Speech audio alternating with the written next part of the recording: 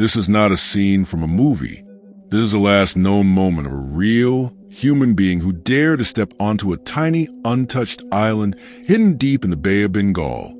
This island is the single most forbidden place on Earth.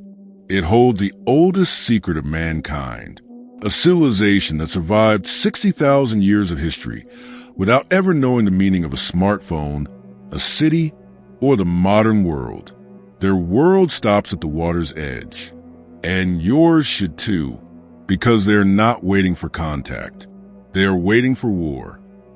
This is North Sentinel Island, and this is the true story of the people who chose isolation and the price we paid when we refused to leave them alone. To understand the fear in the eyes of the Sentinelese, we must look into the darkness of the 19th century. When the island first appeared on the radar of the British Empire, they saw not a people, but a subject to be conquered, a curiosity to be collected. In 1880, a British officer named Maurice Portman launched the first recorded invasion. He and his team scoured the jungle. They found 6 inhabitants, an elderly couple and 4 children, and in an act of breathtaking cruelty, they kidnapped them. Portman wanted to bring them back as trophies. But the modern world carried an invisible weapon more lethal than any spear: our germs. The elderly couple quickly contracted diseases for which they had no immunity, and they died in captivity.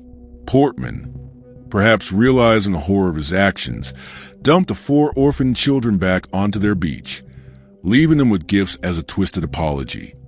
We don't know what happened to those children, but we can guess the story they told their tribe. A story passed down through generations. A story of outsiders bringing sickness, death, and terror. That one terrible week, over a century ago, cemented a brutal, unbreakable policy: trust no one.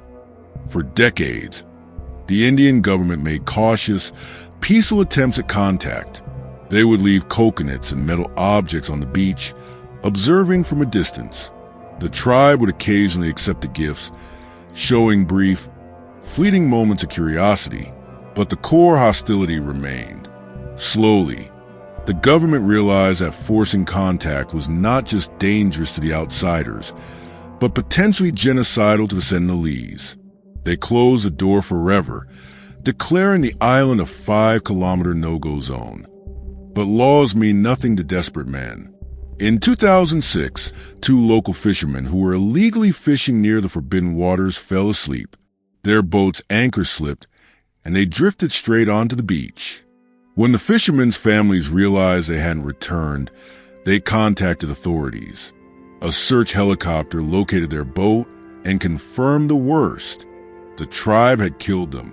When the helicopter returned to retrieve the bodies, the inhabitants came out and met the aircraft with a volley of arrows, protecting their kill. The bodies were left behind, becoming part of the island's soil. But the true global spotlight fell on the island in 2018. A young American man, a dedicated Christian missionary named Allen Chau, became convinced it was his divine mission to reach the Sentinelese. He saw not a protected tribe, but lost souls. He saw danger, and he ignored it. He paid fishermen a steep bribe to take him close. Chau's last journal entries are difficult to read.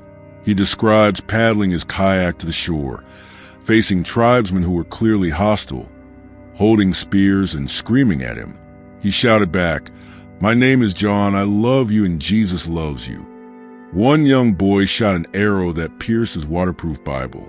Chau escaped, wounded, and went back to the boat to write his final words, asking his family not to be angry if he died. The next morning, he returned. The fishermen who dropped him off watched from a distance as the tribesmen dragged Allen Chau's lifeless body across the white sand. He had tried to force open the sealed window, and the island responded with finality.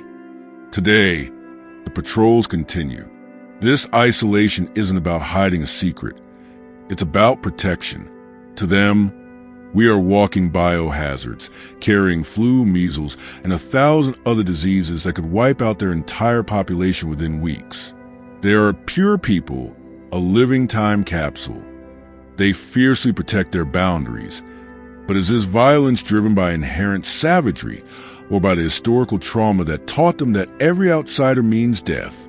We will never know their language, their beliefs, or their true history. North Sentinel Island remains the most guarded secret of humanity, a place where the clock truly stopped ticking. And perhaps, for the sake of survival, that clock should never be restarted. If you want more dark history and unsolved mysteries explained, make sure to hit that subscribe button. Thank you for watching.